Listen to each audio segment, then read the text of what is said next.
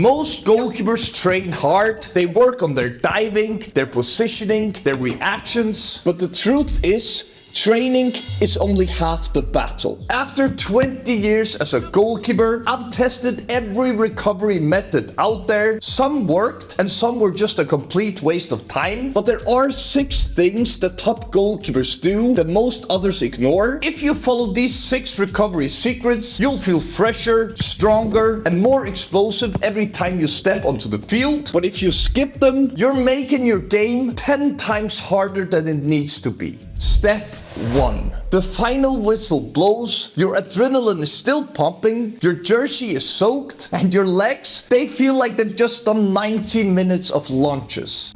So what's the first thing most goalkeepers do? They shake a few hands, grab their water bottle, and head straight into the locker room like recovery doesn't exist. And that's big mistake number 1, because what you do the first 10 minutes after a match can decide if you wake up tomorrow feeling fresh or like you got run over by a bus. So instead of collapsing onto your bench and start scrolling your phone, start with a light jog or just a short bike ride. Nothing crazy, just enough to tell your legs, hey, we're not quite done yet. And once your heart rate settles, it's time to stretch. Focus on loosening up your hips, hamstrings, and lower back. All super important after all that diving and jumping you just put your body through. And then comes the part most goalkeepers skip. Foam rolling. No. Wait.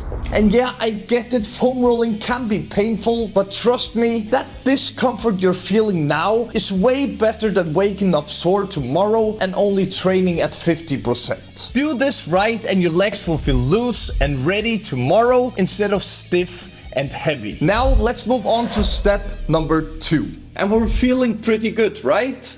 But here's where the pros separate themselves from the rest. Because while most goalkeepers are already halfway through their post-match snack, the ones who recover the fastest are doing something, a little uncomfortable.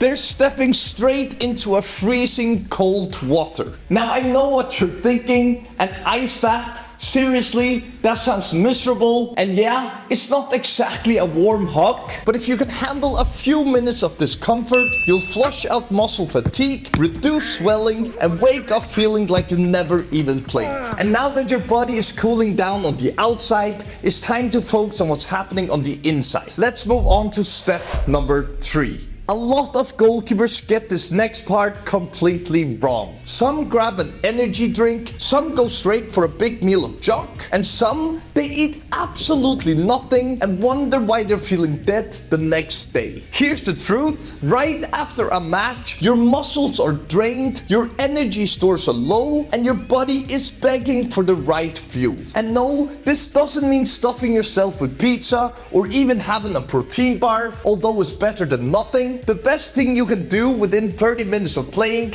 is having one of these recovery shakes. Why? Because liquid nutrition is easier to digest, meaning your body absorbs the nutrition faster, and the right shake follows one simple rule: there needs to be double as many carbs as there are proteins. And if you want my full recovery guide, then check out the link in the description. It's filled with step-by-step stretching and mobility drills, along with some super delicious recipes for recovery shakes. It's 100% free, so go ahead and grab it now. Now don't get me wrong, chocolate milk and a banana can work wonders too, but if you're skipping this step completely, your body has to work twice as hard to recover, meaning you'll feel slower, heavier, and more fatigued in your next session. Now let's move on to step 4. Feeling like a pro yet? Well, not so fast. The shake was just the beginning. If you stop here, you're only halfway recovered. A lot of goalkeepers either skip this step entirely or grab whatever food is easiest. Fast food, a bag of chips, or whatever's sitting in the fridge. And that's a problem. Get it wrong and you'll feel sluggish, sore, and completely drained tomorrow. So what does a real recovery meal look like? 2 things. High protein, think chicken, fish,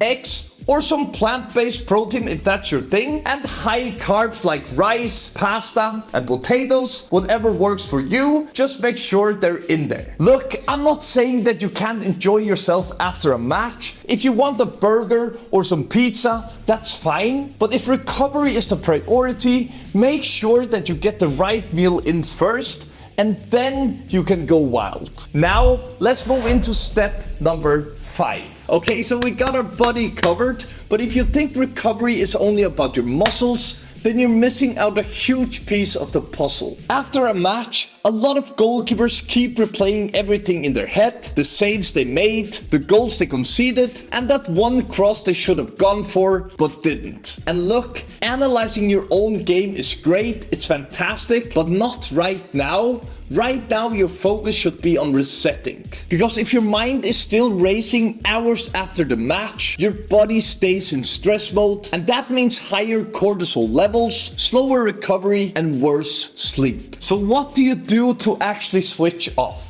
It's actually quite simple. Do something non-related to football, watch a show, listen to music, go for a walk, hang out with your family or your friends, whatever helps you mentally reset. And if you must analyze your game, wait until the next day, because breaking things down with a clear mind is way more useful than overthinking it when you're tired. Do this and you'll recover quicker, sleep better, and mentally ready for your next session. Now, let's move into step number 6. Alright, so you've done it all, cooled down, stretched out, refueled and reset your mind. At this point you should be fully recovered, right?